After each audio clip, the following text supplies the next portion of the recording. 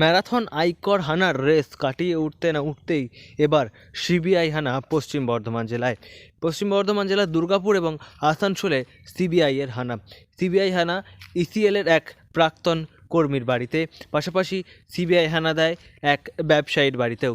অন্যদিকে দুর্গাপুরে লালা ঘনিষ্ঠ জনৈক সৌরভ নামের এক ব্যক্তির বাড়িতেও হানা দেয় সিবিআই।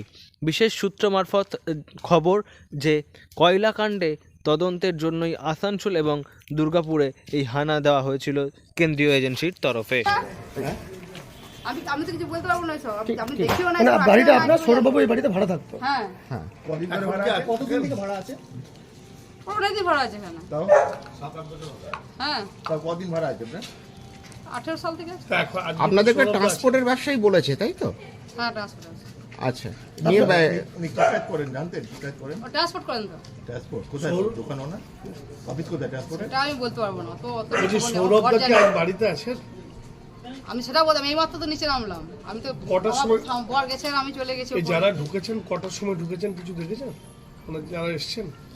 না না, জানা গিয়েছে বৃহস্পতিবার সকালের দিকে আসানসোলের বার্নপুরের পুরানাহাট এলাকায় ইসিএলের প্রাক্তন কর্মী শ্যামল সিংয়ের বাড়িতে হানা দেয় সিবিআই। তিনি আগে ইসিএলের নিরাপত্তার দায়িত্বে ছিলেন, তার বাড়িতে সিবিআই হানা দেয়। পাশাপাশি স্নেহাশিস তালুকদার নামেও এক ব্যক্তির বাড়িতে হানা দেয় সিবিআই। জানা গিয়েছে এই ব্যবসায়ী কয়লাকাণ্ডের অন্যতম অভিযুক্ত লালার ঘনিষ্ঠ।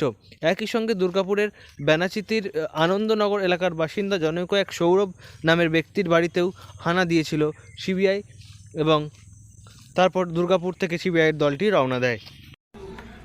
কিছু জানতেন সৌরভের না, সঙ্গে? কিছু জানতাম না। ও কি বলতো বা কিছু? অনেকদিন তো আছে এখানে। ওর সঙ্গে আমাদের, ওরা নিচে থাকতো, আমরা উপরে থাকি। কি ব্যবসা করে? কি ব্যবসা করে সেটাও আমি বলতে পারবো না। তো এই সৌরভের ফ্যামিলি এখানে থাকতো? ফ্যামিলি বলতে মা, ও মা বেটা, আর বউ, ওনার স্ত্রী? ও তো এই নতুন বিয়ে হয়েছে। আচ্ছা এখানে থাকে না, এখন বাপের বাড়ি থাকে। আচ্ছা। কতদিন হয়েছে বিয়ে? এই 2 বছর হলো। তো আর এই কতদিন ধরে এখানে আছে? কত দিন ধরে সেটা তো কত 18 সাল থেকে না কত থেকে বললো। বেশ কয়েক ঘন্টা তল্লাশি চালানোর পর স্নেহাশিস তালুকদার নামের ওই ব্যবসায়ীকে আটক করে নিয়ে গিয়েছেন সিবিআইয়ের আধিকারিকরা এবং কয়লা কাণ্ডে তদন্তের জন্যই জেলার 3টি জায়গায় সিবিআইয়ের এই হানা বলে সূত্রের খবর এবং এই খবরে রীতিমতো জেলা জুড়ে চাঞ্চল্য ছড়িয়েছে। পশ্চিম বর্ধমান থেকে নয়ন ঘোষের রিপোর্ট, লোকাল 18 বাংলা।